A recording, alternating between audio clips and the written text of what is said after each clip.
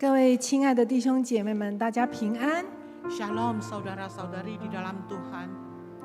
感谢上帝，让我们的教会这么的看重受难节，每年都用禁食祷告来纪念我们主耶稣的受难。 Puji syukur kepada Tuhan memberikan kita gereja yang sangat mementingkan dan memberatkan peringatan Jumat Agung. Setiap tahun kita adakan doa puasa di saat memperingati Jumat Agung. 今天是我们祷告会的最后一天，也是最关键非凡的时刻。 Hari ini adalah hari terakhir doa puasa kita dan ini adalah hari-hari yang sangat penting. 因为明天我们的主耶稣就要为我们走上了残酷的十字架。 Karena besok Tuhan Yesus kita akan naik ke kayu salib yang begitu kejam demi kita. 主耶稣在离世前的那个祷告，我们感受到他那种沉重的心情。 Doa Tuhan Yesus pada saat-saat terakhir itu membuat kita bisa merasakan betapa beratnya. 他最牵挂的事情，就是我们这些他救赎的人，可以在他的爱中合而为一。 Dan apa yang Tuhan Yesus pikirkan adalah kita-kita yang diselamatkan ini boleh bersatu di dalam kasih-Nya. 请弟兄姐妹们站立，我们要用约翰一书4章19到21节来宣告开始我们今天晚上的祷告会。 Persilakan berdiri, mari kita membacakan 1 Yohanes pasal 4, 19 sampai 21. 1、2、3 Kita mengasihi karena Allah lebih dahulu mengasihi kita. Jikalau seorang berkata, "Aku mengasihi Allah," dan ia membenci saudaranya, maka ia adalah pendusta. Karena barang siapa tidak mengasihi saudaranya yang dilihatnya, tidak mungkin mengasihi Allah yang tidak dilihatnya. Dan perintah ini kita terima dari Dia. Barang siapa mengasihi Allah, ia harus juga mengasihi saudaranya. 我们仍然站立要祷告。 Mari kita berdiri dan berdoa. 天父，我们原是罪的奴仆，是你的仇敌，本该灭亡。 Ya Tuhan, kami ini adalah hamba dosa. Sebenarnya kami ini harus binasa dan karena kami berseteru dengan Engkau. 然而因着你的爱，忍痛舍下你独生爱子耶稣基督，为我们的罪痛苦受死。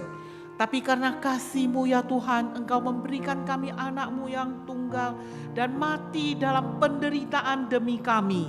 恢复我们与你爱的关系。 Dan boleh memulihkan hubungan kami dengan Engkau di dalam kasih. 如今我们活着，今生有力量，永生有盼望。 Sekarang hidup kami menjadi hidup yang penuh kekuatan dan ada pengharapan untuk hidup yang kekal. 虽然在我们人生的每个季节都经受一个又一个的劳苦、愁烦、压力和挑战， Walaupun dalam hidup setiap kami ini, di dalam setiap tahapan ada tantangan, ada tekanan, dan ada kesulitan yang berbeda-beda. 但是因为有你的陪伴、安慰、引导，让我们在每个软弱无助中，可以靠着你刚强得胜。 Tapi karena Tuhan Engkau menyertai kami, sehingga walaupun kami ini lemah, kami bersandar kepada Tuhan dan kami menjadi kuat dan kami menikmati kemenangan. 如果没有你，我们是何等的可悲又可怜。 Kalau tidak karena Tuhan, betapa kasihannya kami ini. 今天我们能站在这里，完全是你的爱和恩典。 Hari ini kami boleh berdiri di sini semata-mata adalah anugerah dan karena kasih-Mu ya Tuhan. 圣灵啊，求你亲自来带领今晚的祷告会。 Oh Roh Kudus, datanglah dan pimpinlah kebaktian doa pada malam hari ini. 让我们不见一人，只见耶稣。 Biarlah di antara kami semua boleh memandang Yesus dan tidak melihat yang lain. 靠主耶稣得胜的名祷告。 Kami berdoa dalam nama Yesus Kristus yang penuh kemenangan. 阿门。 Amin. 请坐。 Silakan duduk.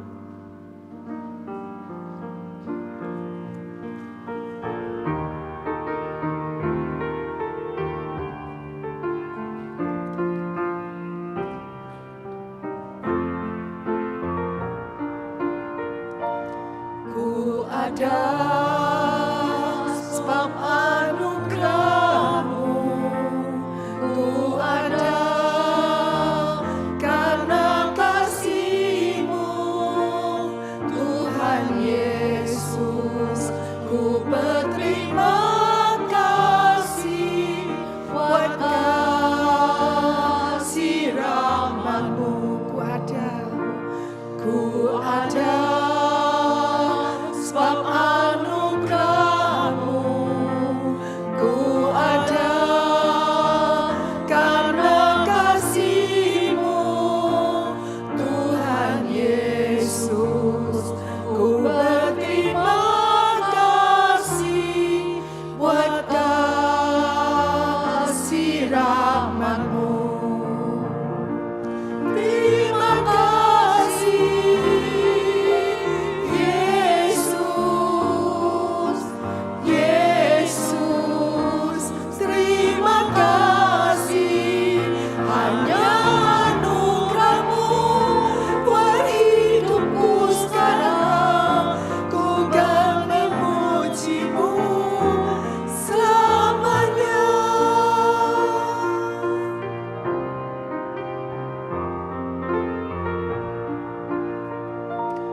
我在这是因你恩典，我在这是因你慈爱，主耶稣，我如此感恩，都因你丰盛恩典。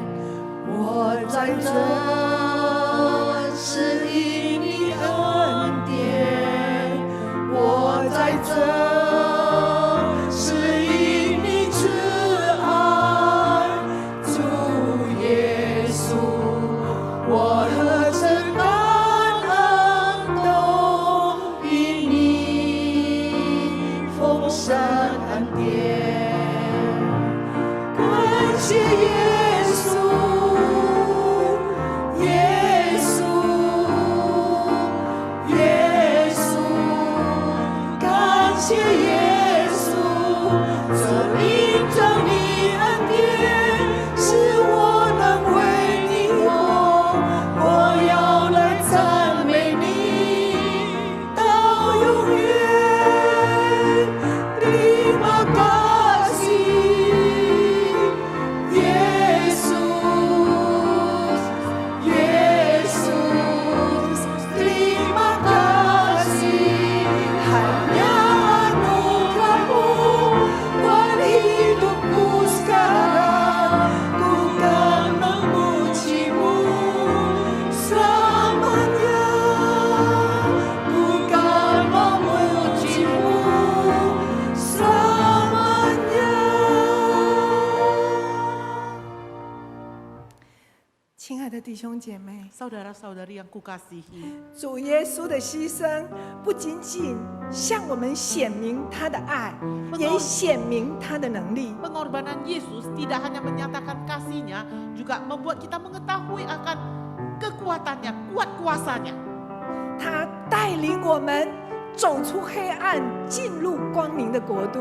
Dengan kuat kuasa Dia memimpin kita keluar dari kegelapan dan masuk dalam keterangan. 让我们属灵的眼睛被打开， Sehingga mata rohani kita boleh terbuka, 我们的生命得医治，得自由，得丰盛。 dan kita menikmati hidup yang dipulihkan, yang bebas dan berkelimpahan.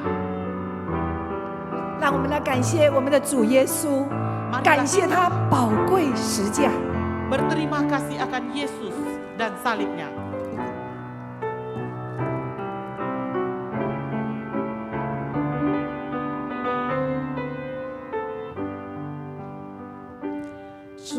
Yesus, 我感谢你。身体为我而生，带我出黑暗，进入光明国度，使我再次能看见主耶稣。我感谢你，你的宝血为我而流，宝贵是加上一直恩典永留，使我完全的自由。宝贵是加的大能，是我生命。主耶稣，我夫妇敬拜你。宝贵是加的救恩，是你所应的愿，你的爱永远不会改变。Terima kasih Yesusku, Kau korbankan tubuh mulia, bawaku dari gelap ke dalam terang, sehingga ku melihat. Terima kasih Yesusku, Kau curahkan darah mulia, salib memberiku anugerah kesembuhan. Ku sungguh tak dibebaskan, salib mulia berkuasa beriku hidup. Ku sujud menyembahmu Yesus, salib mulia memberiku janji keselamatan, kasih-Mu kekal selamanya.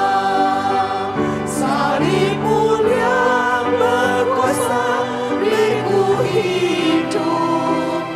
Ku sujud menyembahmu Yesus, salib mulia memberiku janji keselamatan, kasih-Mu kekal selamanya. Kasih-Mu kekal selamanya.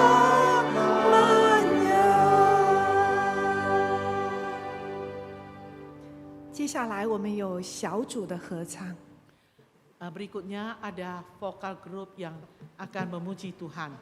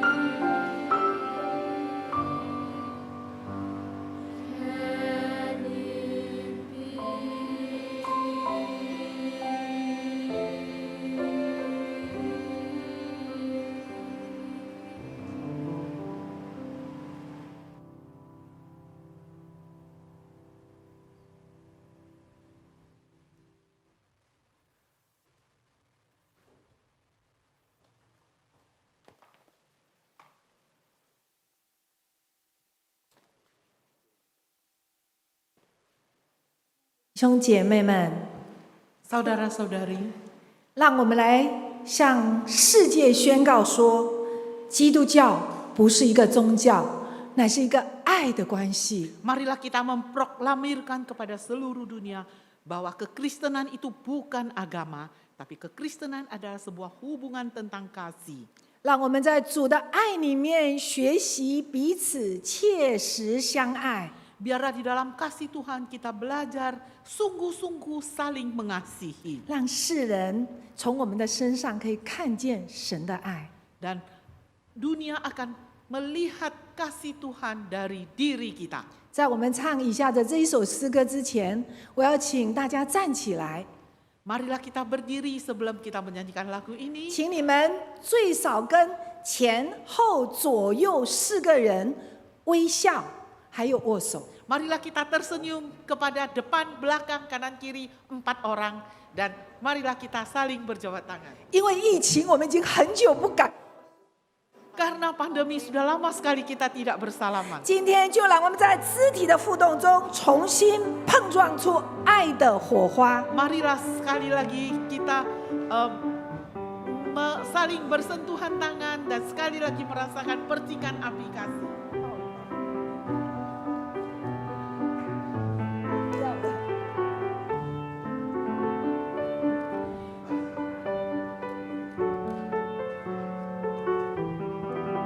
要有表情的哦，要有表情，要看着对方，用爱的眼神 Kalau 看 kita 着对 berjabat 方在握 tangan, 手。 mari kita harus saling memandang. 让我们在上帝的爱中有默契。来， Ada pengertian bersama, inilah janji Tuhanku, bersatu di dalamnya. Kasih-Nya penuhi kita, roh hidup yang berikan. Inilah janji Tuhanku, bersatu di dalamnya. Ia beserta dengan kita, bagi berkat dalam Roh-Nya, semua anak dan umat-Nya bersatu di dalamnya. Bersyukurlah pada Yesus, kehendak-Nya yang tunjukkan, yang menuntun jalan hidupku, bersyukurlah. 弟兄姐妹们，我们都渴望我们的家庭复兴、教会复兴。 Kita semua berharap bahwa kita mengalami kebangunan di dalam gereja, kebangunan rohani dan juga rumah tangga kita boleh dibangkitkan. 让我们就从复兴我们的爱开始。 Marilah pertama-tama kita kobarkan kembali kasih. 好，今天晚上是Chris 传讲上帝的爱的信息。 Malam ini ada Bapak Evangelis Chris Jayadi yang akan menyampaikan firman Tuhan di sini. Silakan duduk. 请坐。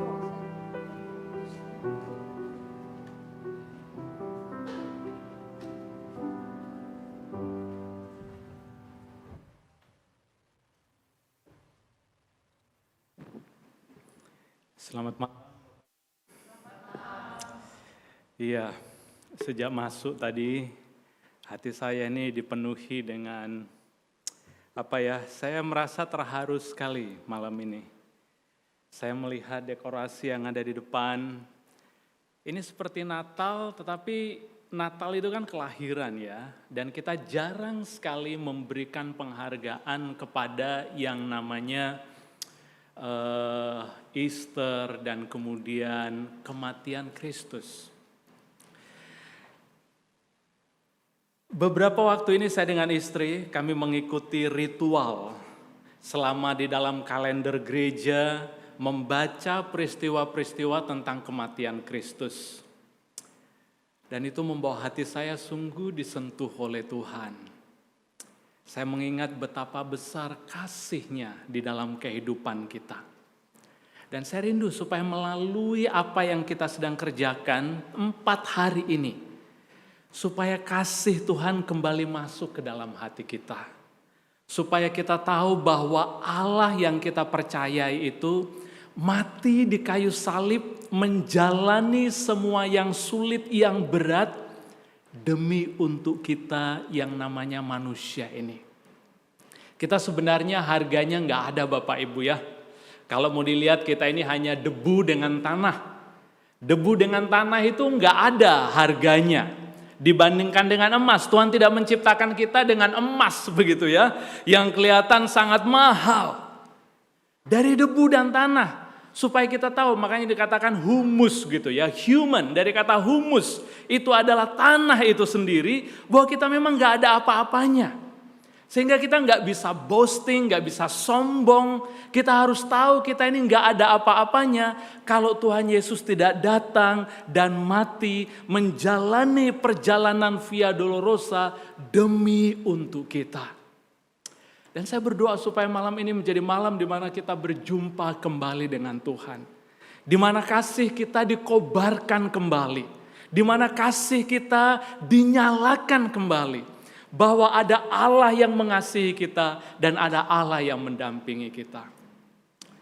Mari kita berdoa sebelum kita melanjutkan pemberitaan firman Tuhan malam hari ini. Bapa, betapa hati kami penuh dengan syukur. Ada banyak orang di belahan bumi yang lain, bahkan di negeri kami yang belum mengenal Engkau dan belum percaya kepadamu.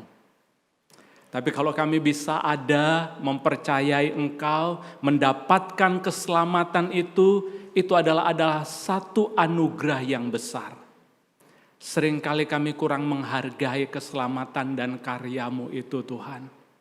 Dan biar melalui malam ini, kami mengambil waktu 4 hari doa dan puasa ini. Biar Engkau yang membaharui hati dan jiwa kami. Kalau kasih kami mulai suam-suam, biar Engkau yang kembali menyalakannya. Membuat hati kami berkobar-kobar untuk Engkau. Kami mau merenungkan firman-Mu kembali bersama-sama. Roh yang kudus itu menolong kami. Hamba-Mu yang ada di depan begitu terbatas. Penuh dengan kekurangan.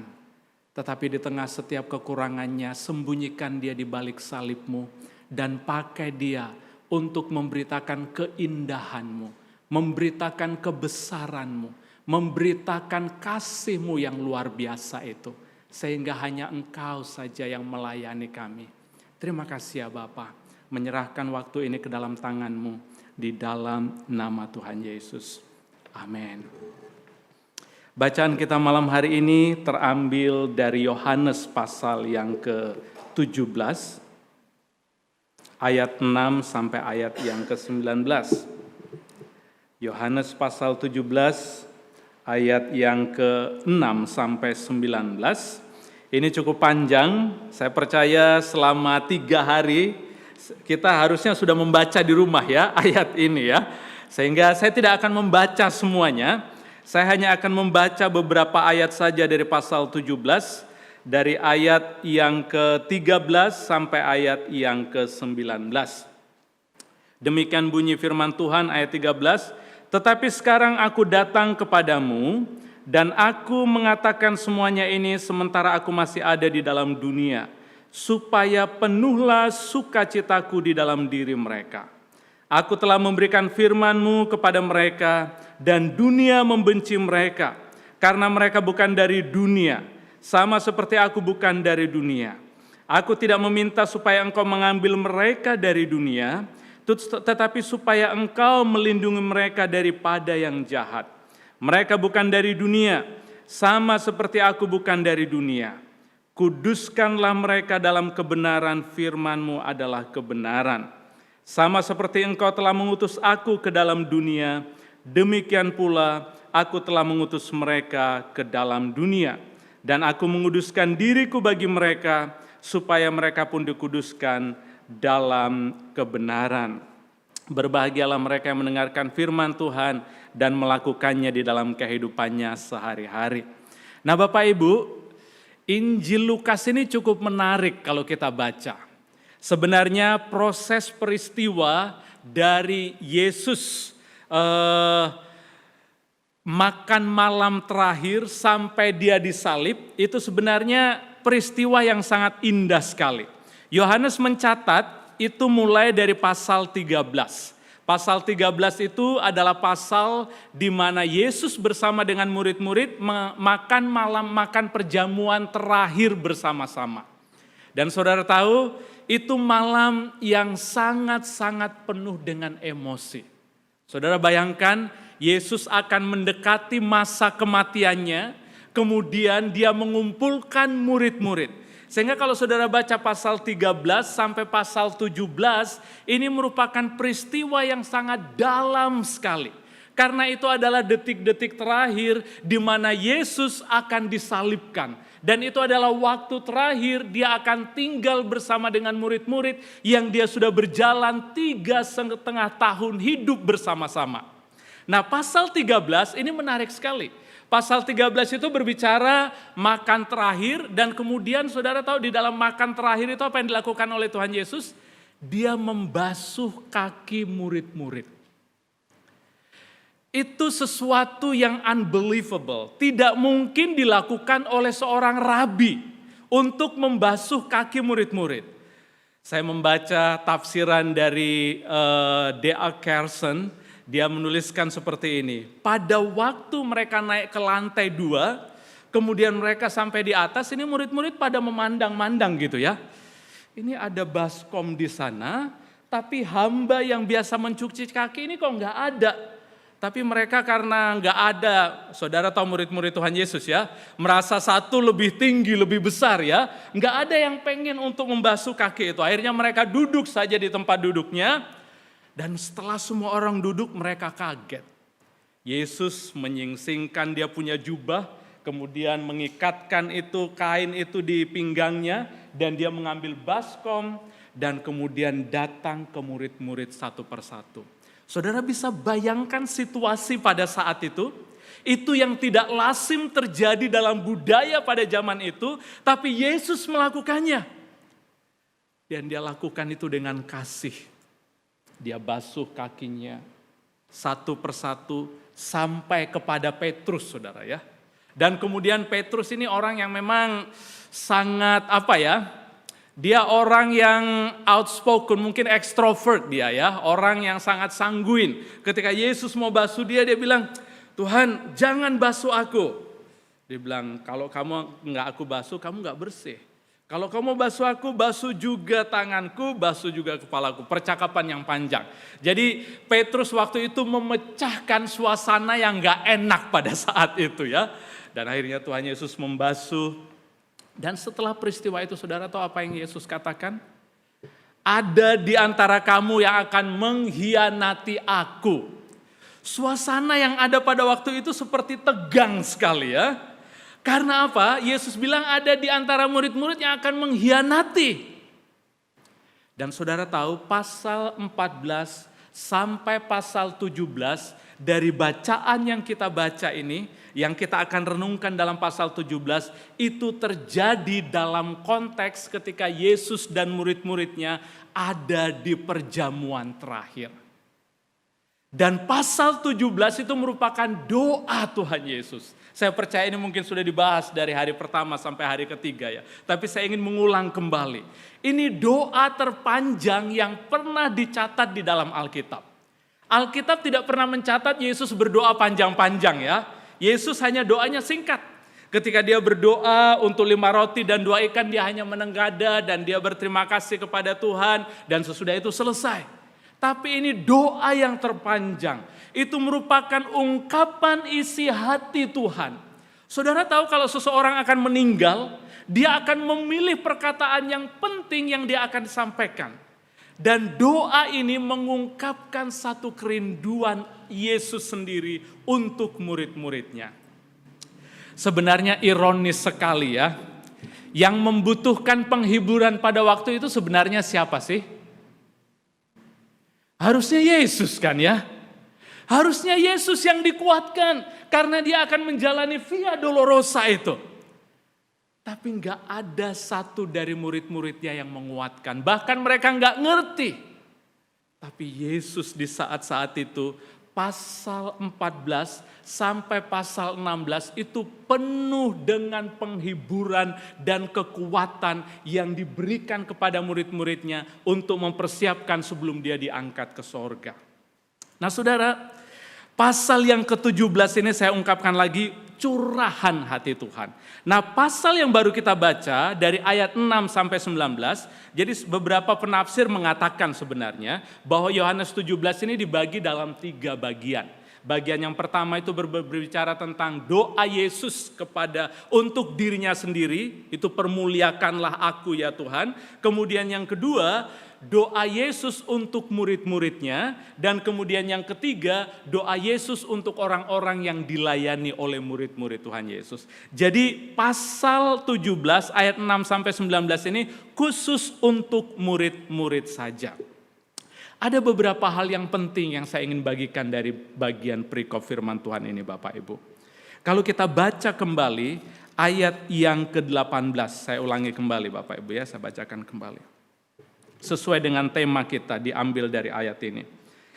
Sama seperti engkau telah mengutus aku ke dalam dunia, demikian pula aku telah mengutus mereka ke dalam dunia.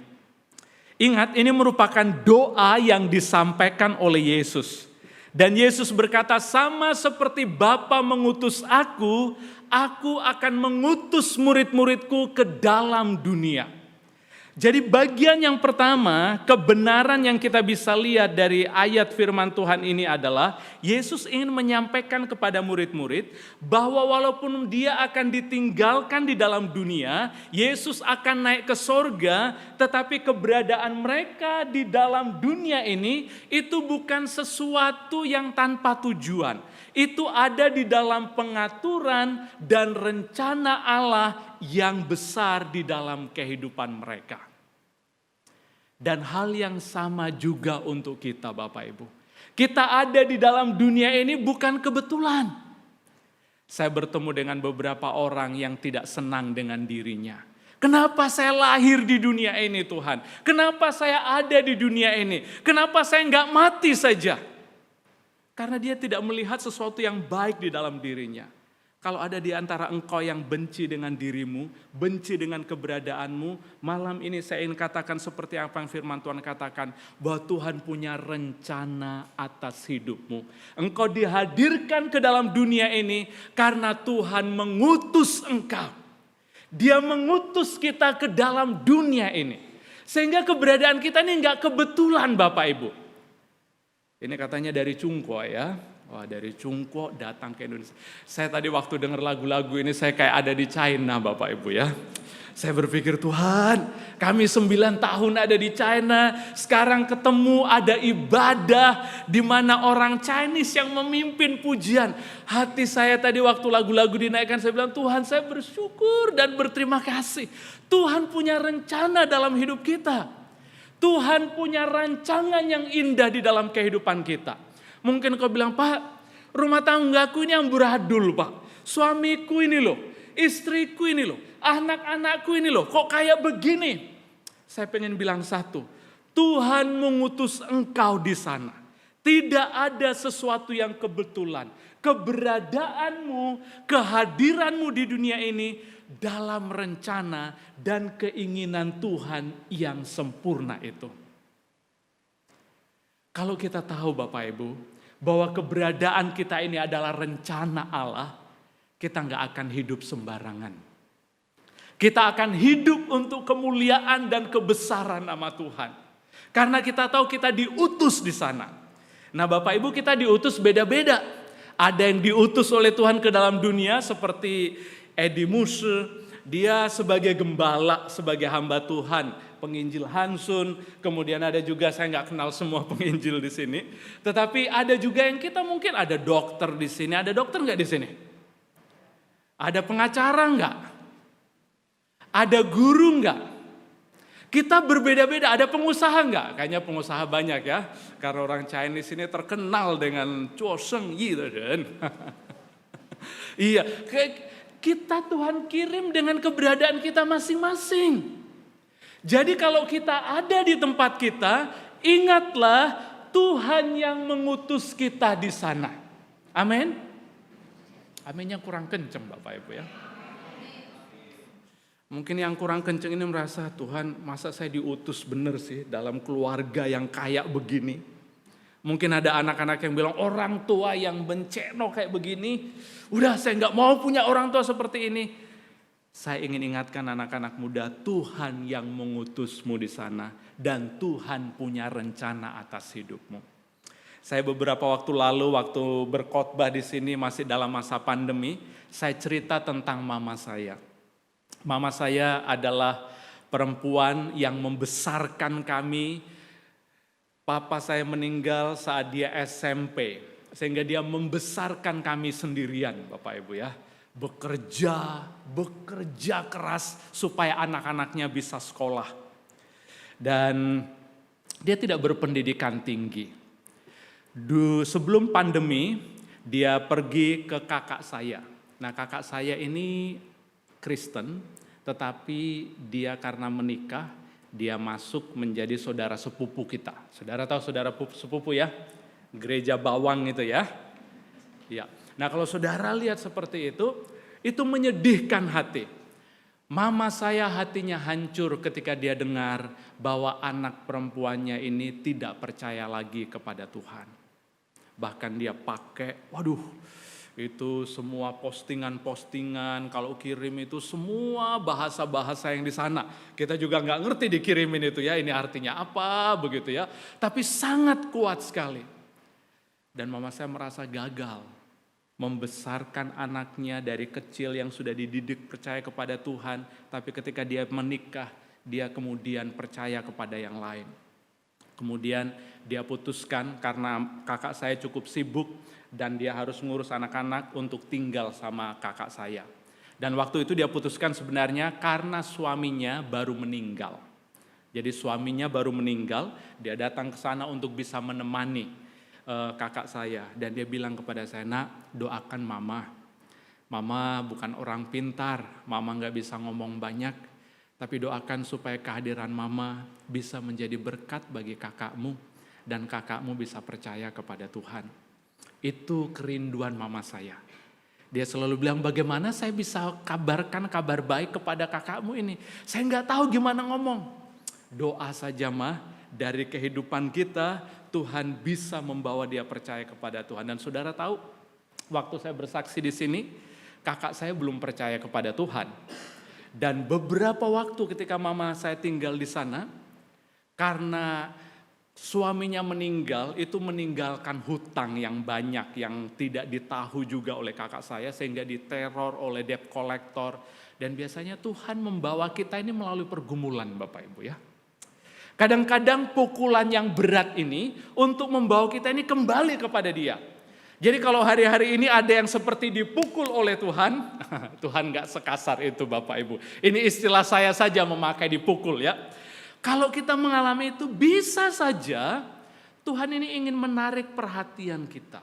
Itu merupakan undangan Tuhan untuk kita ingat bahwa ada Dia yang mengasihi kita. Dan melalui pukulan yang berat itu, kakak saya akhirnya karena diteror dia sampai depresi dan kemudian ngomong sendiri.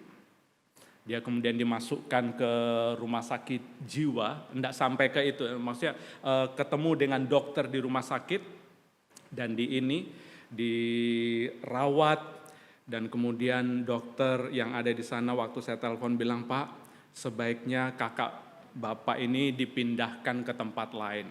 Karena tempat di mana dia tinggal ini tidak kondusif begitu, dia akan bertemu dengan orang-orang yang meneror dia. Dan akhirnya kami sekeluarga setuju membawa dia ke Surabaya ini.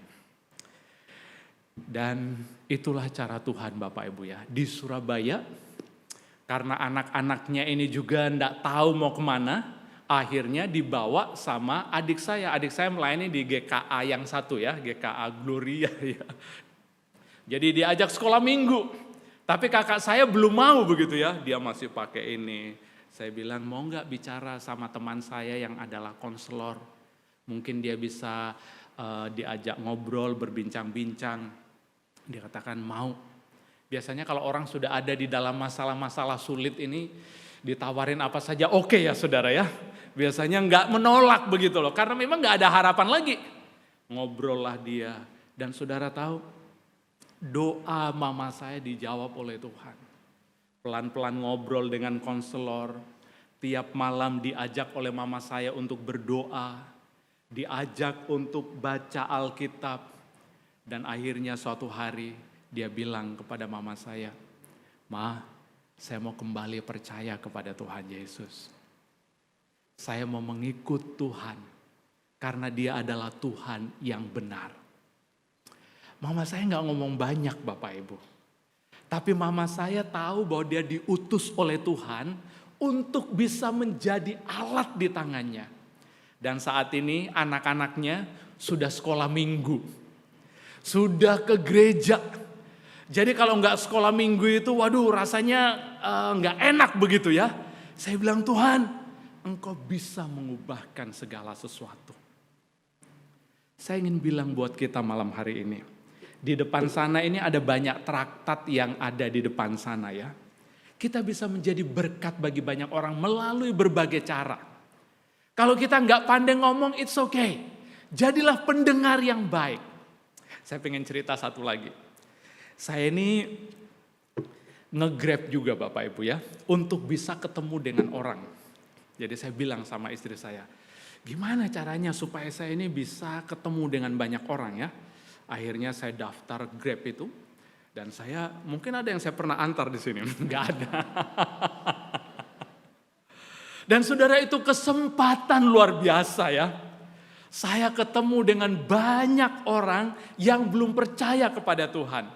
Saya akhirnya nggak sering juga ya, karena saya takut juga kalau sudah, saya biasanya hanya beberapa jam kemudian pulang ya. Maksudnya bukan seharian penuh saya di luar begitu. Tapi itu menjadi momen di mana saya bisa bersentuhan dengan jiwa-jiwa. Dan ada satu ibu tua yang waktu itu saya antar, dia bekerja di satu keluarga yang kaya, di satu perumahan yang bagus di sini ya. Dia mau pergi ke luar daerah dan mukanya sedih sekali begitu ya. Kemudian saya antar dia ke stasiun, apa itu namanya ya? Bukan stasiun kereta, stasiun bus yang ada di luar kota. Anyway, pokoknya yang ada di sana. Saya antar itu, karena saya nggak tahu jalan ya. Jadi orang-orang yang saya antar ini pada mungkin komplain ya. Karena saya jalannya kurang bagus walaupun ada Google Map-nya ya. Tapi anyway, saya bilang, Tuhan, saya perlu sharing Injil nggak ya sama ibu ini. Tapi kayaknya saya rasa Roh Kudus ini kasih impresi di hati saya, kamu dengarkan saja nak dia. Dia cerita banyak, dia sampai nangis begitu ya. Saya bilang, Bu, ada Tuhan Yesus yang mengasihi kita, kalau ibu mau saya doakan. Tapi dia tidak mau didoakan waktu itu. Tapi setelah dia turun dari Grab itu, dia bilang, nak terima kasih banyak ya sudah mendengarkan saya. Saya menjadi berkat hanya sedikit aja di situ Bapak Ibu ya. Tapi saya doakan dia saat dia pergi supaya roh Tuhan menjamah dia. Kita bisa menjadi berkat dengan banyak cara. Saya tidak menyuruh saudara untuk nge-grab di sini ya. Saya nggak nyuruh itu. Tapi saya pengen bilang kita harus intentional untuk menjadi berkat bagi orang-orang yang ada di sekeliling kita. Tuhan berikan kita komunitas, dokter. Wah, kita punya banyak pasien ya. Jadilah dokter seperti Yesus. Di mana orang suka datang kepada dia. Jadilah guru seperti Yesus. Di mana orang suka datang kepada dia. Dan kalau saudara nggak tahu, traktat ini mungkin bisa menolong. Ambil dan kemudian doakan. Tuhan, saya pengen menjadi berkat. Engkau mengutus aku ke dalam dunia dan Engkau ingin aku menjadi berkat. Tunjukkan kepada siapa aku harus kasih traktat ini. Minta Tuhan, kemudian berdiam. Biasanya Tuhan kasih. Oh, ada temanku ini ya. Tuhan biasa ingatkan teman-teman kita. Oke, kemudian berikan. Doakan sebelum dikasih ya. Siapapun yang saya kasih traktat ini, ketika dia membaca, biar roh Tuhan membuka hatinya.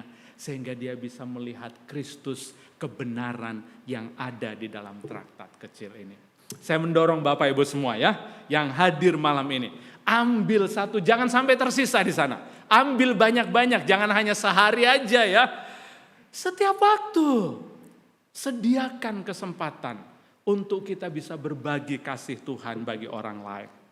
Itu yang pertama, kita diutus ke dalam dunia. Kehadiranmu bukan kebetulan, bukan kecelakaan, tetapi kehadiranmu itu ada dalam rancangan Tuhan yang sempurna. Rancangan Tuhan yang sempurna. Nah, yang kedua yang menarik dari bagian firman Tuhan ini adalah kita lihat ayat 17. Ayat 17 katakan begini. Kuduskanlah mereka dalam kebenaran, firman-Mu adalah kebenaran. Kuduskanlah mereka. Saya lihat Yesus mengaitkan antara kekudusan dengan pengutusan. Kekudusan itu apa sih artinya?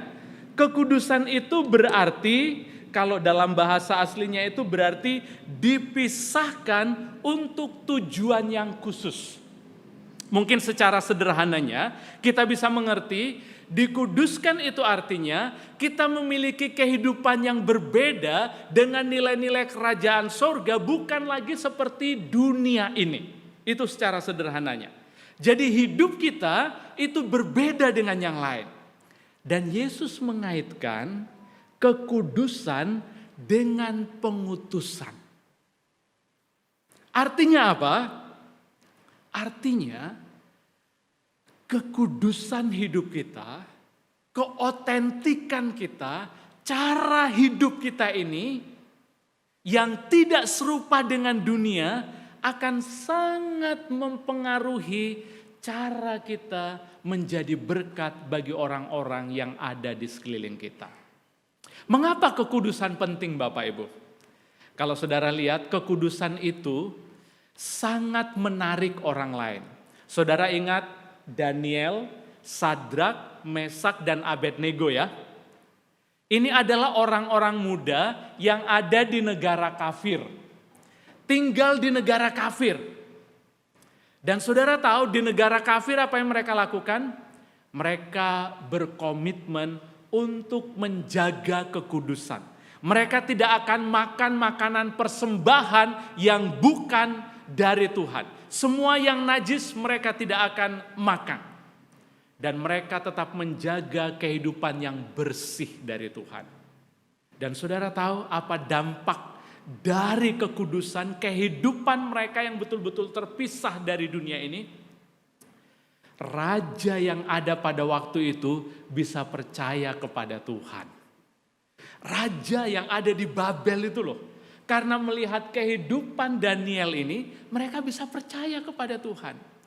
Sehingga kalau hidup kita ini berbeda dengan dunia, kita punya integritas, kita punya cara hidup yang berbeda, memperlakukan orang lain berbeda, berinteraksi, memandang orang lain berbeda. Kita tahu bahwa mereka adalah orang yang berharga di hadapan Tuhan. Ini orang akan lihat, wah, cara orang Kristen ini berbeda sekali rupanya dengan cara orang dunia ini. Jadi itu, Tuhan bilang bahwa kita harus menjaga hidup yang kudus dan bersih di hadapannya. Bagaimana caranya? Kita dikuduskan kalau kita baca di dalam ayat yang ke-17 tadi, itu dikatakan dengan firman Tuhan. Firman itu yang menguduskan kita. Semakin banyak kita bersekutu dengan Tuhan, semakin banyak cara pikir kita yang salah, pola hidup kita yang salah yang akan diubahkan oleh Tuhan. Dan saya rindu ya melalui doa puasa. Saya juga ikut doa puasa dengan Bapak Ibu ya. Waktu saya dikasih tahu sama Pak Edi bahwa doa puasa, saya bilang Tuhan saya juga pengen deh untuk ikut doa puasa. Saya sampai turun 2 kilo Bapak Ibu ya. Ini saya sudah lebih langsing, istri saya, wah bagus kamu kalau seperti itu, perutnya nggak buncit ke depan begitu ya. Tapi saya ini komitmen, saudara tahu doa puasa itu karena apa sih? Karena kita rindu. Kita ingin supaya kita ini tidak mengikuti keinginan daging kita, tetapi kita mengikuti keinginan Tuhan. Kita berkata enggak untuk diri kita, tetapi kita berkata yes untuk Tuhan. Dan itu perlu dilatih. Siapa di sini yang waktu hari pertama perutnya keroncongan? Oh, pada angkat tangan semua. Iya, saya itu sama istri saya bilang, waduh, saya biasanya panggil dia, saya bilang, Hani, ini pakai Hani Bapak Ibu ya. Supaya kelihatan mesra begitu loh. Ini bisa pusing saya ya. Saya sudah lama tidak puasa Bapak Ibu, saya jujur begitu ya. Saya bilang, Tuhan, saya perlu melatih lagi. Saya belum melatih lagi diri saya untuk berkata tidak untuk yang saya senangi dan berkata iya untuk firman Tuhan dan kebenaran Tuhan. Dan saudara tahu 3 hari sampai 4 hari ini setiap malam, ya bukan hanya 4 hari 3 hari ini. Kami berdoa bersama-sama, setiap kali saya merenungkan karya Tuhan, Tuhan menyentuh hati saya Bapak Ibu. Tidak bisa, air mata saya selalu turun, saya bilang Tuhan terima kasih, Engkau begitu baik. Kedekatan kita dengan Tuhan, persekutuan kita dengan Tuhan, itu akan membersihkan jiwa kita. Membersihkan kehidupan kita. Sehingga kita akan tampil murni ya, kelihatan cemerlang. Dan kecemerlangan itu yang menarik orang Bapak Ibu.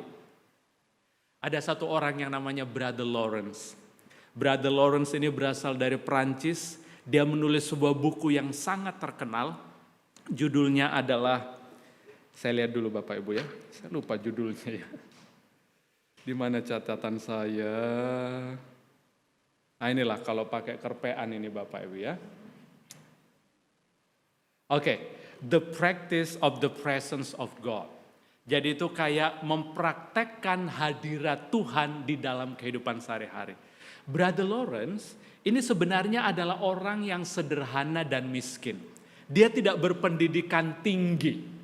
Dia waktu pergi ke perang, karena pada waktu itu ada perang, dia hidup tahun 1614 sampai 16 sekian ya. Itu sudah lama sekali dia hidup. Dia menjadi tentara karena terluka, kemudian dia pulang ke Prancis, ke Paris. Dan di saat perang itu dia bertemu dengan Tuhan yang mengubahkan kehidupannya. Setelah masa tugasnya sebagai tentara selesai, dia mau mengabdikan diri untuk Tuhan. Dia menjadi pelayan awam di sebuah biara Karmelita yang ada di Paris. Dan saudara tahu tugasnya apa? Tugas dari Brother Lawrence ini memasak dan kemudian memasak kok begini, memasak itu begini ya. Memasak dan kemudian memperbaiki sepatu Bapak Ibu. Jadi kalau ada biarawan yang sepatunya rusak, dia yang akan memperbaiki. Karena dia saking hebatnya memperbaiki, dia bisa membuat sepatu. Dan dia bekerja sangat keras sekali. Dan dia punya kebiasaan yang luar biasa. Kenapa dia terkenal? Karena dia punya kebiasaan yang luar biasa. Saat dia memasak, dia membiasakan diri untuk berbicara dengan Tuhan. Dia membiasakan diri untuk ngobrol-ngobrol dengan Tuhan. Seringkali kita membedakan antara yang sekuler dengan yang rohani Bapak Ibu. Sehingga ketika kita kerja kita lupa Tuhan. Kita berpikir Tuhan itu hanya kita temui saat teduh, saat kita mungkin ada di gereja. Padahal Tuhan ingin kita menemui dia di mana saja, saat di mana saja. Dan Brother Lawrence lakukan itu. Saat dia misalnya lagi masak ya. Dia nyanyi dalam Yesus, dia bukan orang Indonesia jadi nggak tahu lagu itu pasti ya. Tapi dia biasakan untuk berkomunikasi dengan Tuhan. Dan saudara tahu, dia sebenarnya adalah bukan pada zaman itu rohaniawan itu dibagi tingkat-tingkatnya ya. Ada tingkatan yang lebih tinggi, dia orang awam. Jadi sebenarnya tingkatannya sangat rendah sekali dan dia juga tidak berpendidikan. Tapi karena kedekatannya dengan Tuhan, itu membuat dia diberikan hikmat yang luar biasa. Dia kalau menasihati orang itu, nasihatnya bisa masuk dan memberkati. Dan saudara tahu apa yang terjadi? banyak bangsawan-bangsawan dari Perancis yang akhirnya datang mencari dia untuk bisa mendapatkan nasihat, untuk bisa didoakan oleh orang yang namanya Brother Lawrence ini. Saya pengen bilang kepada kita, Tuhan pakai kita bukan karena kita fasih bicara, bukan karena kita hebat, tetapi kedekatan kita dengan Dia. Persekutuan kita dengan Allah kita, itu yang menarik orang untuk datang kepada Kristus. Itu sebabnya kekudusan itu penting. Yang terakhir, ini yang terakhir ya. Saya terlalu semangat, waktu saya kayaknya sudah mau habis itu. Nah yang menarik di sini, Tuhan mengutus kita kemana Bapak Ibu? Tuhan Yesus mengutus kita kemana? Ke dalam dunia. Nah Bapak Ibu tahu enggak? Ini Yesus ini unik loh. Kalau kita baca di dalam Yohanes pasal 15 ayat yang ke-19 dan 20 sebelum doanya. Dia bilang begini. Sekiranya kamu dari dunia, tentulah dunia mengasihi kamu sebagai miliknya. Tetapi karena kamu bukan dari dunia, melainkan aku telah memilih kamu dari dunia. Sebab itulah dunia apa?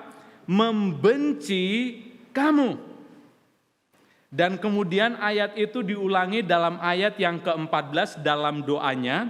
Di ayat 14 dikatakan di sana, aku telah memberitakan firman-Mu kepada mereka dan dunia membenci mereka. Kita diutus kemana saudara? Dunia yang apa?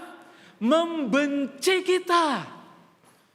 Tuhan kok nggak punya kasih gitu ya. Sudah tahu dunia ini susah kok kita diutus ke sana Tuhan. Kenapa kok Engkau mengutus kami ke dalam dunia yang susah dan berat itu? Saya pengen bilang buat kita, Tuhan mengutus kita ke dalam dunia bukan untuk menghancurkan kita. Tapi Dia mengutus kita ke dalam dunia yang gelap ini supaya terang kita makin bersinar terang. Karena terang itu hanya bisa bersinar di mana? Di dalam kegelapan. Apa yang Tuhan Yesus ingin katakan sebenarnya dari ayat ini? Tuhan Yesus pengen bilang bahwa pengutusan yang Dia lakukan di dalam kehidupan kita ada penderitaan di dalamnya. Ada penderitaan. Jadi kalau kita ditolak, kita susah, ingat ada penderitaan. Tapi doa Tuhan Yesus ini luar biasa loh. Di tengah penderitaan itu Dia memberikan janji yang hebat. Apa janjinya itu? Ada beberapa janji yang saya ingin berikan kepada kita secara cepat. Yang pertama ayat 11 dan 12. Yesus berdoa, peliharalah mereka di dalam namaku. Ini doa Tuhan Yesus. Di dalam dunia ini Dia bilang, pelihara mereka Tuhan. Dan saudara tahu kata pelihara dalam bahasa aslinya itu adalah tereo. Bukan terios saudara ya. Tapi tereo. Tereo itu artinya to reserve, to guard from loss and injure. Itu artinya juga seperti keeping the eye. Seperti kita kayak memperhatikan orang itu. Saudara tahu sekarang ini marak kejahatan di mana-mana. Dan apa yang orang lakukan supaya bisa memonitor itu? Ada yang namanya CCTV. Di China itu ya, waktu kami pelayanan di mana-mana CCTV saudara ya. Di setiap beberapa meter CCTV. Supaya ketahuan semua gerakan orang gitu ya. Yang buat jahat, yang mau nginjil, yang mau ini semuanya ketahuan melalui CCTV. Dan saya pikir CCTV ini dipasang supaya kita bisa tahu kondisi yang kita nggak bisa bayangkan. Maksudnya kita terbatas untuk mengawasi sehingga kita coba memasang CCTV sehingga kita bisa mengontrol daerah itu. Kalau saya mau meminjam CCTV, Tuhan ini punya CCTV di mana-mana Bapak Ibu. Dia lihat kita gitu ya. Jadi di tempat kita, di kamar kita saat kita nangis, ingatlah ada CCTV Tuhan yang melihatmu. Dan Tuhan bukan hanya melihat, tapi Dia katakan Dia menderita bersama dengan kita. Dia hadir di tengah penderitaan kita. Di tengah engkau mungkin sedih, di tengah engkau takut. Tuhan ada di sana dan Tuhan menyertai engkau. Saya bersyukur penyertaan Tuhan itu bukan hanya penyertaan yang dia hanya melihat kita seperti itu ya. Tetapi penyertaannya itu adalah penyertaan yang aktif. Dia terlibat di dalam kehidupan kita. Dan ketika dia sedih, dia duduk di samping kita. Dan gambaran gembala yang baik itu menjadi gambaran yang sebenarnya harus menghibur kita. Dia membaringkan kita di mana? Ke padang yang berumput hijau. Sekalipun engkau melalui lembah bayang-bayang maut, dikatakan apa? Aku beserta dengan engkau. Jadi Tuhan gak akan hanya melihat dari atas. Dia membarengi kita melalui penderitaan itu. What a God we have. Ini harus menjadi rasa syukur kita.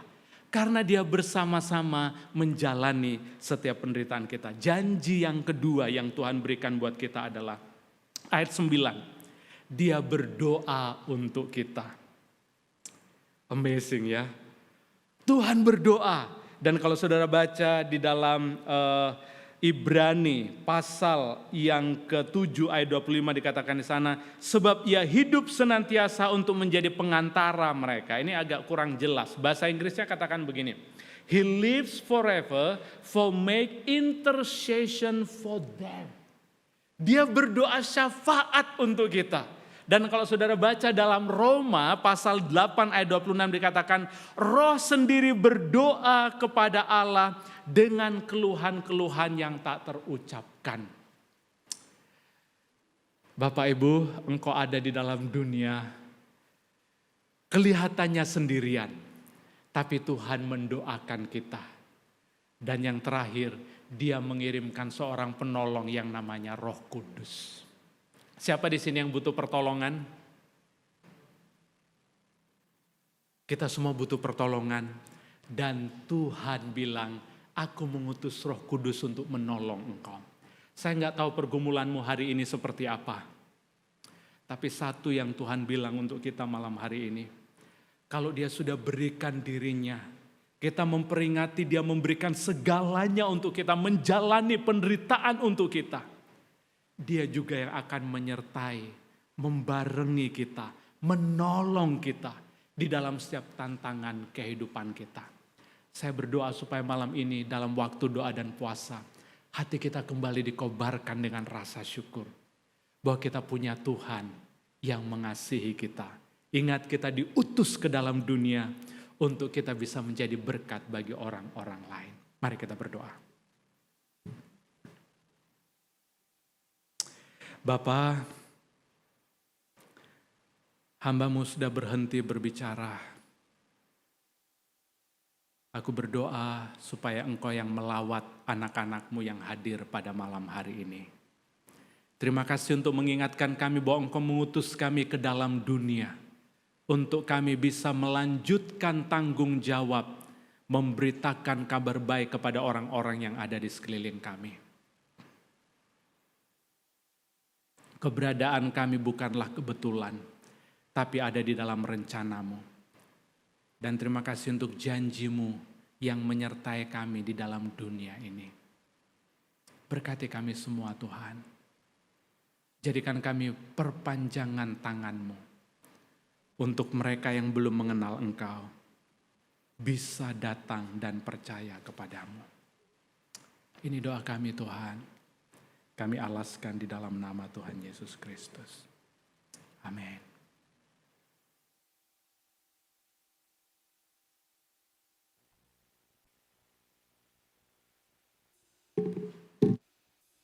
Yesus mati bagi kita. Supaya kita beroleh kuasa untuk hidup baginya. Saudara, apa yang telah kita tempelkan di belakang yang isinya adalah dosa, pergumulan batin, dan kerinduan kita untuk mau bersatu sebagai umat Tuhan. Sumber kekuatannya bukan komitmenku, bukan komitmenmu. Bukan dorongan hatiku, bukan dorongan hatimu. Tapi karya Yesus Kristus. Ku berikan hatiku. Boleh diulangi lebih keras lagi musiknya?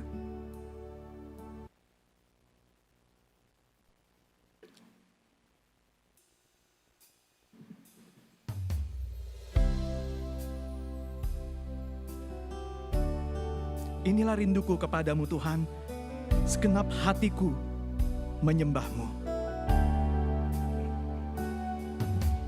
Inilah rinduku kepadamu,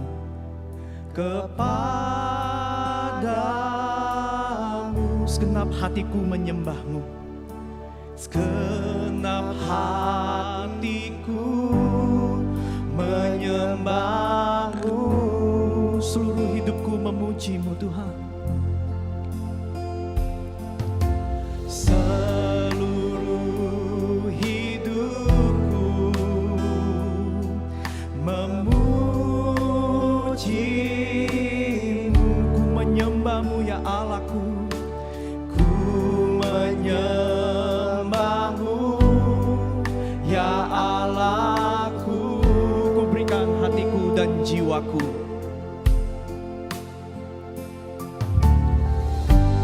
Ku berikan hatiku dan jiwaku, semuanya bagimu, semuanya bagimu. Di dalam hidupku, di dalam hidup, di setiap waktu, di setiap waktu. Nyatakan jalanmu, nyatakan jalanmu. Mari berdoa sekali lagi lewat nyanyian ini. Tuhan, inilah rinduku kepadamu. Inilah rinduku kepadamu, segenap hatiku menyembah-Mu. Segenap hatiku menyembah-Mu, seluruh hidupku memuji-Mu. Seluruh hidupku memuji-Mu, ku menyembah-Mu ya Allahku. Ku menyembah-Mu ya Allahku. Ku berikan hatiku dan jiwaku, semuanya bagimu Tuhan. Ku berikan hatiku dan jiwaku, semuanya bagimu. Di dalam hidupku, di setiap waktu, di setiap waktu. Nyatakan jalanmu, nyatakan jalanmu. Ku berikan hatiku, ku berikan hatiku dan jiwaku, semuanya bagimu. Di dalam hidupku, di dalam hidupku, di setiap waktu, di setiap waktu. Nyatakan jalanmu Tuhan, nyatakan jalanmu. Saudara tahukah bahwa Yesus bukan pertama kali meminta engkau mempersembahkan tekadmu, kekuatanmu, kelebihanmu. Yesus memintamu untuk satu hal, melihat kepada wajahnya yang penuh dengan bulir darah. Dia tahu engkau dan saya tidak sanggup. Dia tahu betapa lemahnya tekad komitmen kita yang hari ini yes, yes, dan besok kita bisa kempes. Tapi malam hari ini Yesus berkata, semua alasan, semua kendala yang kau katakan, aku gak bisa Tuhan, aku gak bisa, hidupku lo gak baik-baik amat, aku jauh dari kudus. Tuhan, pakai dia saja, dia lebih mampu. Oh no, hari ini Tuhan berkata, aku cuma mau hatimu menyembahku, dan aku akan tunjukkan kepadamu rencanaku bagimu. Engkau berharga, bukan karena apa yang bisa kau berikan kepadaku, tapi karena apa yang telah aku berikan kepadamu. Mari saudara, kita mulai dengan mendoakan untuk alasan-alasan yang sering kita sampaikan bahwa Tuhan, aku bukan orang yang tepat untuk menjadi alat penginjilan-Mu. Mindsetku Tuhan adalah tentang orang yang lebih mampu. Tuhan, aku tidak punya keberanian. Tuhan, aku takut salah. Apapun alasanmu saudara, sampaikan itu di dalam doamu pribadi dengan Tuhan.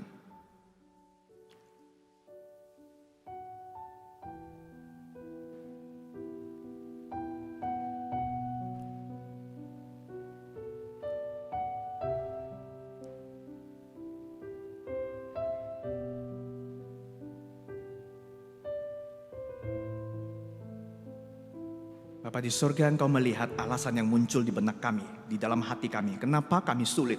Kenapa keadaan tidak memungkinkan? Dan 1001 alasan lainnya. Tapi hari ini Tuhan Yesus, kami mau meletakkan semua alasan, kendala dan excuses itu di bawah kaki salib-Mu. Kami bukan mengandalkan apa yang ada pada kami. Kami mau meletakkan hati kami untuk menyembah-Mu. Dan dari sana Tuhan, seperti yang telah Engkau sampaikan firman-Mu melalui testimoni dari hamba-Mu, Bapak Kris Sayadi, bahwa Tuhan bisa memakai yang paling sederhana untuk membawa keselamatan dan pemulihan. Saudara, mari kita juga berdoa untuk hubungan pribadi dan tindakan sehari-hari kita. Sebab penginjilan terjadi paling relevan, paling efektif adalah dalam konteks yang demikian. Hubungan pribadi dan tindakan sehari-hari. Berdoalah saudara untuk wajah-wajah yang muncul karena mereka ada dalam lingkar pengaruhmu. Mungkin mereka adalah rekan pekerjaanmu, mungkin mereka adalah teman-teman dalam satu pelayanan, mungkin mereka adalah teman-teman bertumbuh dalam satu kelompok sel, mungkin mereka adalah anggota keluarga atau kenalan-kenalan sosialita dan siapapun. Mari saudara, bukan berdoa untuk mereka terlebih dahulu, tapi berdoalah untuk hatimu sendiri. Supaya bukan cuma engkau mengandalkan tutur kata secara verbal, percaya Yesus, tapi nilai hidupmu, nilai kerajaan sorga itu bisa orang-orang terdekatmu rasakan. Mari kita berdoa dalam hati kita.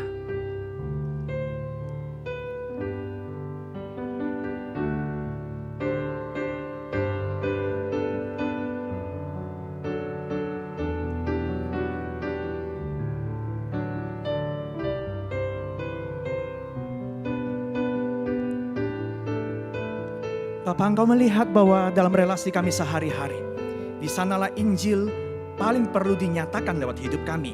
Sebab bagaimana kami berkata kami mengasihi Tuhan yang tidak kelihatan, jika orang-orang di sekitar kami tidak kami perhatikan. Dalam nama Yesus kami berdoa. Amin.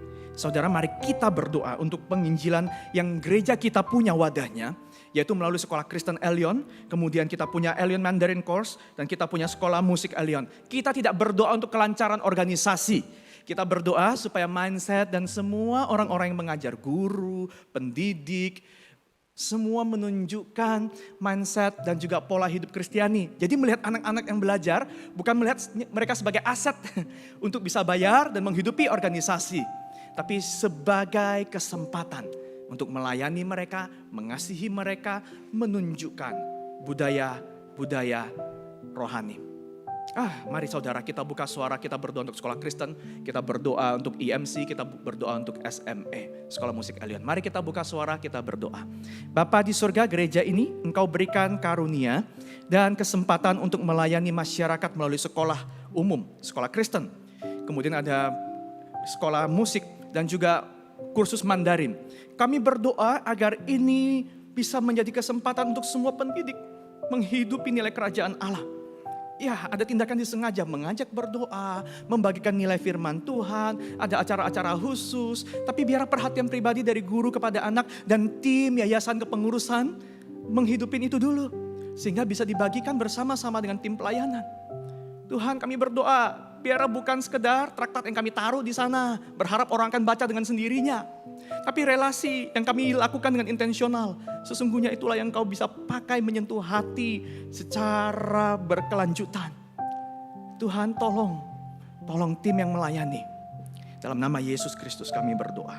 Amin. Kita akan berdoa untuk pelayanan garam budaya. Ini adalah pelayanan misi yang GKA LM Pregolan berkolaborasi sebulan sekali.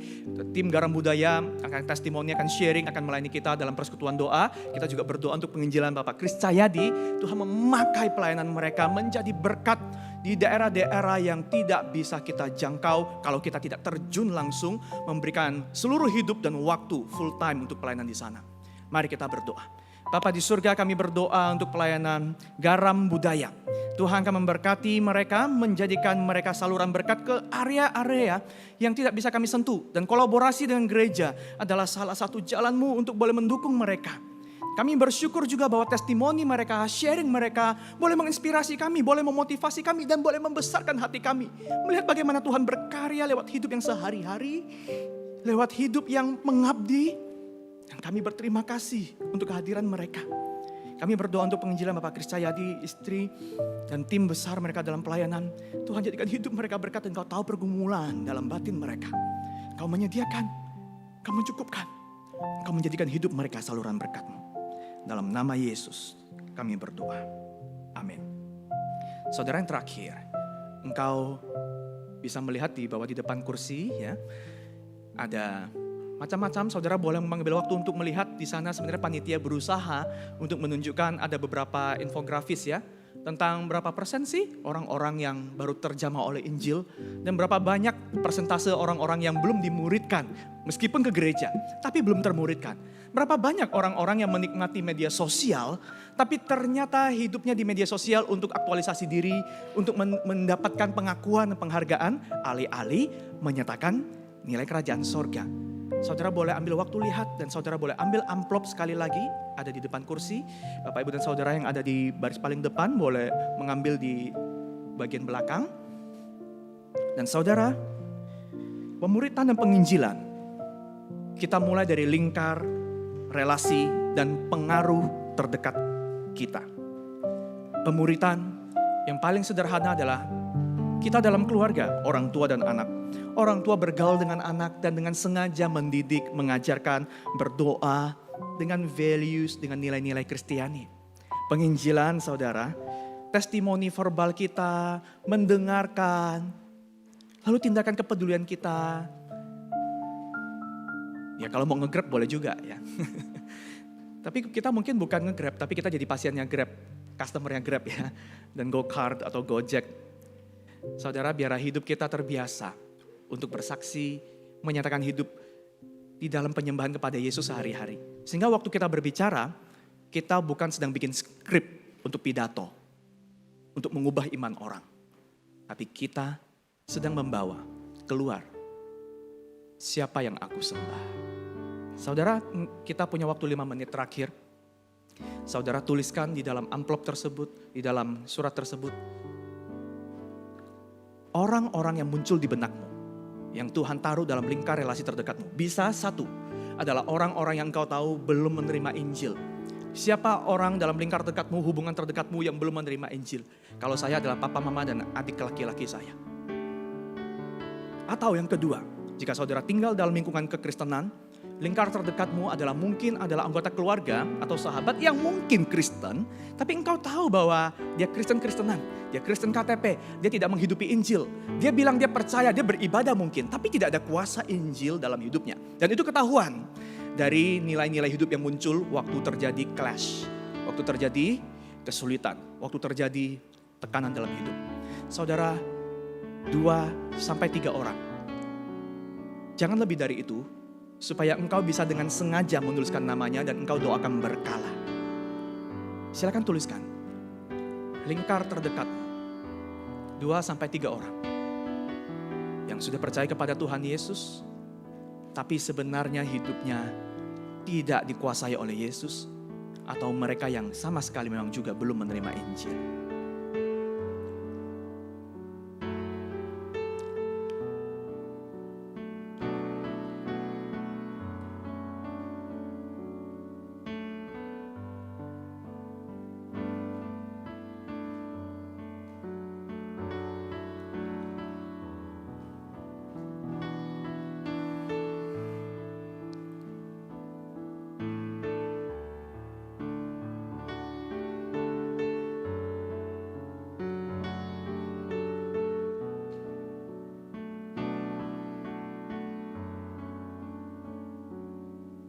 Tuliskan nama mereka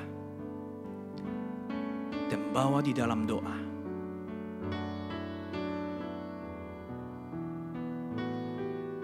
Apa yang penting bagi kita?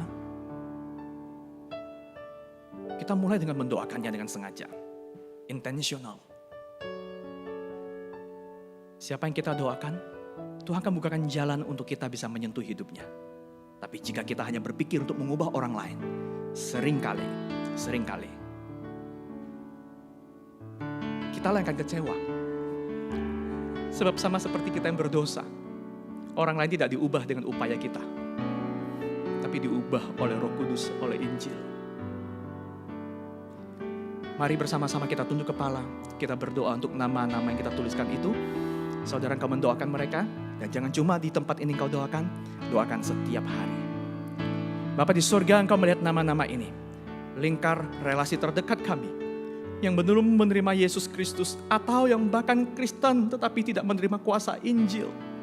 Tuhan, kami ingin berdoa agar kuasa-Mu masuk dalam hidup mereka, dan Kau pakailah relasi kami yang sederhana, tindakan-tindakan yang kecil yang disengaja, kepedulian kami, agar ketika tiba waktunya buat kami untuk memperkatakan tentang Yesus, tutur kata kami telah di backup, telah dikuasai oleh Roh Kudus melalui perbuatan-perbuatan kasih kami yang disengaja. Tuhan, tolong siapapun yang kami tuliskan ini, mulai dari kami punya hati yang menyembah-Mu, sehingga muncullah hasrat untuk memberkati orang dengan hidup sehari-hari kami yang terbiasa menyembah-Mu. Dalam nama Tuhan Yesus kami berdoa. Amin. Saudara, persekutuan doa kita hari keempat ini telah selesai. Dan yang terakhir saudara, kami mendorong Bapak Ibu dan Saudara nanti keluar dari pintu sebelah kiri saya, sebelah kanan Bapak Ibu dan Saudara. Dan ambillah beberapa buklet atau traktat ini, barangkali orang-orang yang saudara doakan, yang saudara pandang, ini bisa membaca ini dan terberkati, atau bahkan mungkin saudara sendiri. Topiknya macam-macam saudara. Topik yang sangat umum misalnya, mengapa aku merasa kesepian, memahami akar kesepian. Saudara bisa bagikan ke siapapun. Ada tentang pekerjaan, ada tentang usia senja, ada tentang kematian, ada tentang sakit, penyakit. Dan saudara pilih, saudara ambil, saudara bagikan kepada lingkar terdekat saudara. Selamat malam, Tuhan Yesus memberkati.